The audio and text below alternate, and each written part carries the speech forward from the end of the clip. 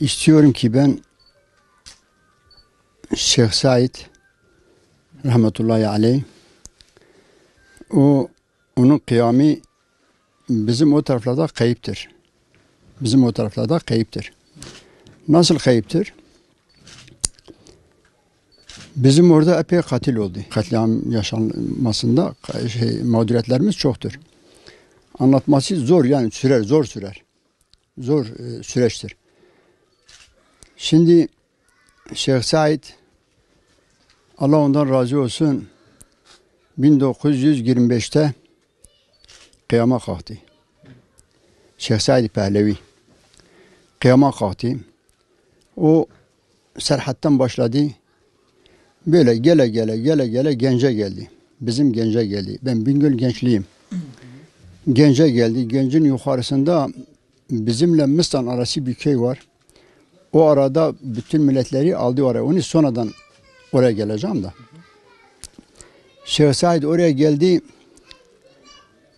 Orada köylere zorluk çektiler yani. Şeyh Said'i bitirelim de ondan sonra. Şeyh Said 25'te dedim ya kıyam etti. 25'ten sonra devam ede Hane'ye geldi. Gençten Hane'ye geldi. Hane'den Diyarbakır'a yetişti. Diyarbakır'a yetişince bizim bu Diyarbakır'da şimdi meftun olduğumuz yerde burada Mardin kapsında bizim Allah razı olsun yine diyelim de bizim Kürtler onlara şey yaptılar yani bir komplo kurdular. Katiller bunları ceplerine bir şeyler attılar. Onlara eklediler. Dediler Şeyh Said çapurcudur haşa ondan. Çapurcudur. Şeyh Said milleti getirmiş buraya. Burada hırhızlık yapıyorlar.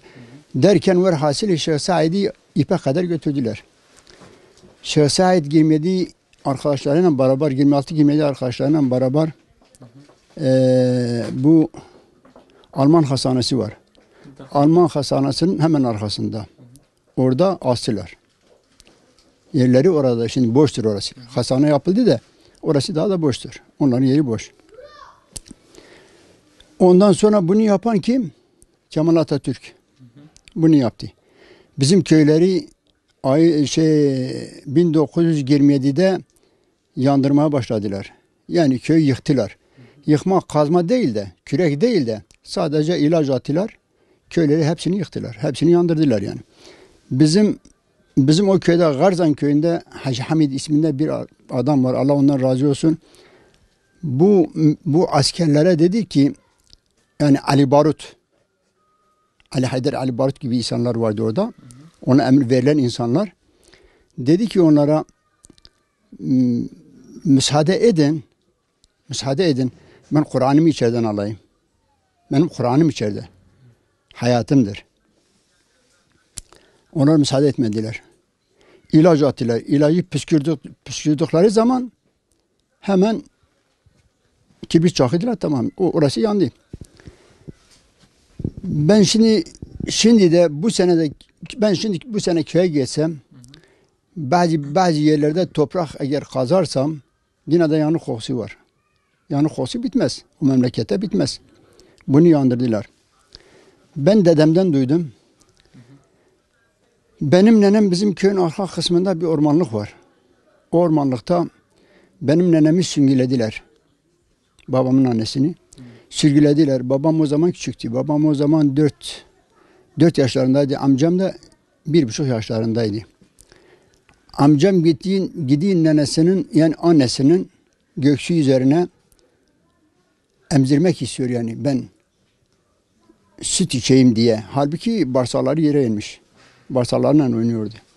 Babam onu bana sonradan dedi. Ben onu aldım, uzaklaştırdım oradan. Yani eli tutum uzaklaştırdım. Benim babamın amcası bizzati bana gösterdi. Biz oduna gittik oraya.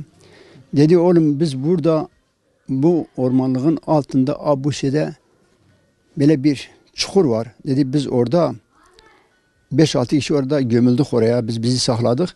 Diye askerler geldiler. Oradan geçtiler atlı yaya. Diye atın bir tane ayağı o şeyden indi aşağı. Ormanlıktan aşağı indi. Omuzuma geldi. Omuzuma geldi dedi, ben beni kımıldatmadım. Yani bağırmadım. Ben beni şey yapmadım. Ay deseydim hepimizi yandırırdı. Keserlerdi yani, götürüp keserlerdi.